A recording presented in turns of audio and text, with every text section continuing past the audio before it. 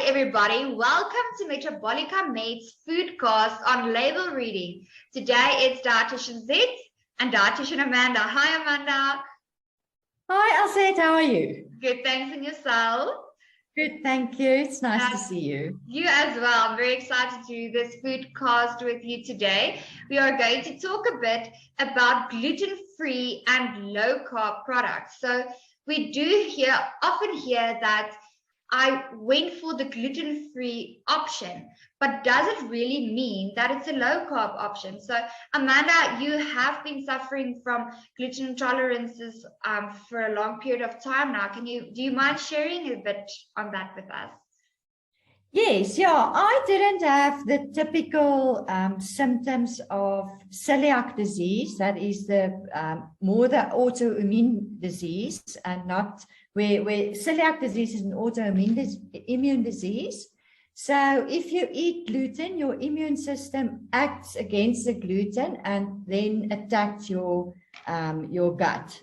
Whereas with the normal gluten sensitivity or gluten intolerance, it's more a case of your body doesn't like gluten, and then it affects your gut and the rest of your body.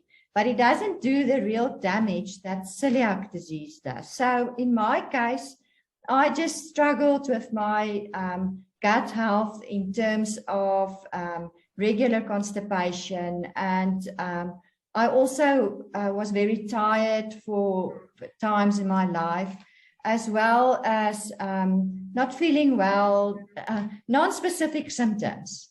So then I started, because there's celiac disease in my family, I started to exclude gluten products, and all of my symptoms improved a lot. So I've just been doing that for a long time.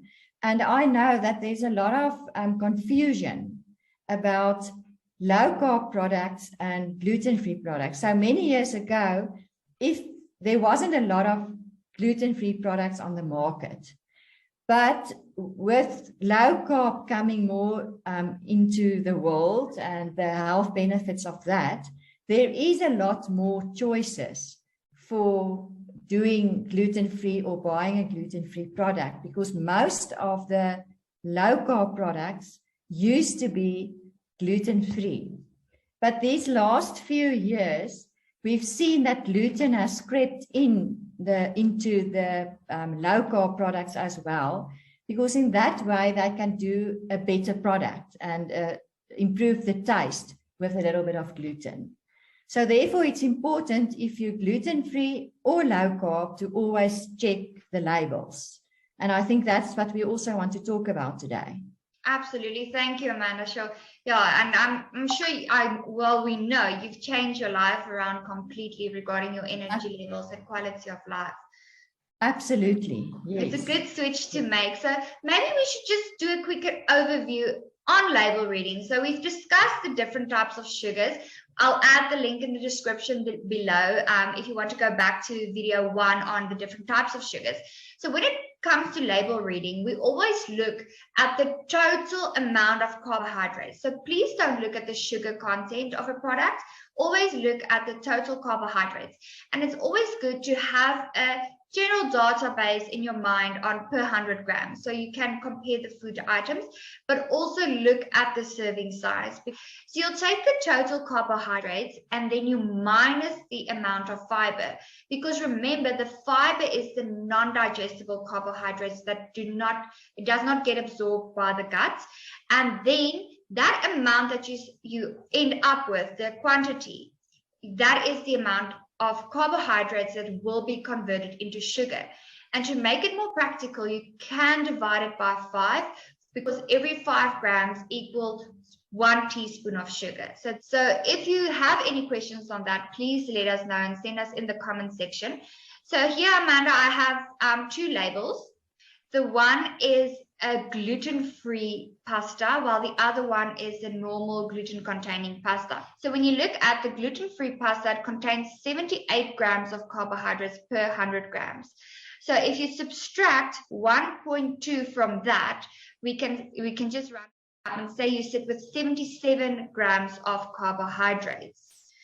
which That's then, right, yeah. yeah, and if you divide that by 5, it gives you an amount of sugar in teaspoons. So you must also consider the amount that you'll be consuming. So that is 15 teaspoons of sugar. Then if Yes. we look at the gluten-containing carbohydrates one, so it's the total carbohydrates minus the fiber, which gives you 67.5. But if we just round it up to 67 and we divide it by 5, it gives you 13.5 teaspoons of sugar. So you basically have 2 teaspoons less sugar in the normal gluten-containing product versus the gluten-free product. But then when we look at the label of the low carbohydrate, Amanda will take us through the ingredients as well. It only contains 4 grams of glycemic or total carbohydrates. And if you subtract the fiber from that, you actually get a negative value. So what I can mention on that, some companies already subtract the fiber. So whenever you stick with a negative value, it means they already subtracted the fiber content. So you do not do that calculation. So we can basically say we have 4 grams of carbohydrates, which gives us 1 teaspoon of sugar if we just round up the calculation. So Amanda, if you can maybe just take us through the different types of ingredients when it comes to gluten, gluten-free, and low carbohydrate products. Yes, so in gluten-free products, they obviously need to use other grains in place of the wheat and the gluten. So they use rice or tapioca or anything like that. They use different flours. That's very, in the first place, very refined. So there's not a lot of nutrients in that refines that they use in place of the wheat. So therefore, it's usually products that's not high in fiber. Some products does use brown rice flour, and then it's a little bit better.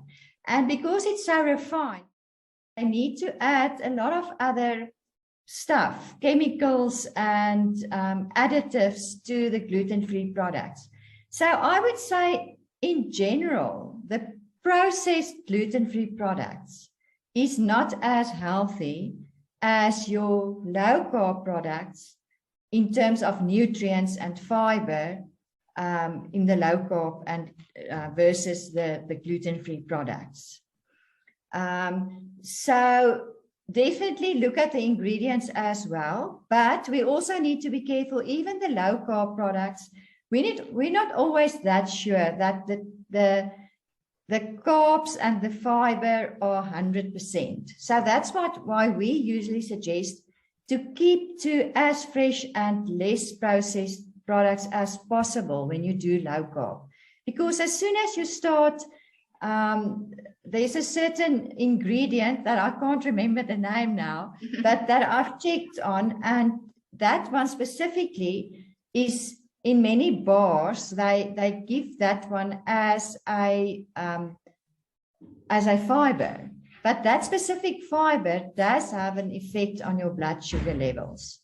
So we need to be careful if there's really a big difference between the carbohydrates and if it's a lot of fiber that they suggest, but it's not really a food that you think has a lot of fiber, it is possible that it's not really a good fiber. And if you subtract that from the total carbohydrates, it seems like a very good and a very low carb product, but it's not always a low carb product. That is correct. And I think the other thing is, Amanda, that I've also noticed, I mean, as dietitians, we can spend I can spend hours in a grocery store looking at labels. It's just so interesting.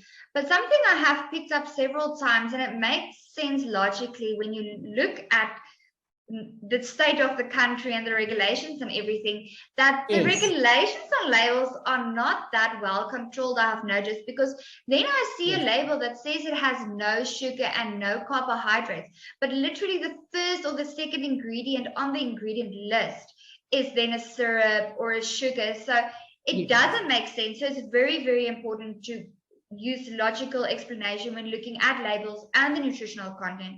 And like I said, Amanda, it's just better to stick to natural foods as far as possible. Yeah, and even diabetic patients who measure their blood sugar regularly have told me that some of the so-called low-carb products do give them a sugar spike. So, yeah, definitely better to keep to the as fresh as possible products. Absolutely. And I think regarding the gluten-free and the low-carb or sugar-free, I've seen also in the grocery stores, they do package them quite closely together. I've seen them even on the same shelf. So it does become confusing. So please, it's very, very important to look at the labels. And if you do not understand, please ask one of your metabolic med dietitians so it becomes clear what to do and what not to do. Yes, also to see that if you read the label of the low-carb product, so many of the low-carb products has oats as well, and that's not, oats as it is does not contain gluten, but there's cross-contamination between gluten and wheat in the fields and where they store the grains and so on. So many of the low-carb products does contain oats, and if you're following low-carb and you also gluten-sensitive or a celiac patient, then you need to be very careful. Don't just accept that all the low-carb products is gluten-free as well. Well, it is actually supposed to be, but yeah, these days, yeah. So there's not supposed to be oats included. So if you even suffer from insulin resistance or anything like that, it's actually supposed to be avoided. Yes, that's right. Yeah. Is there anything else from your side, Amanda?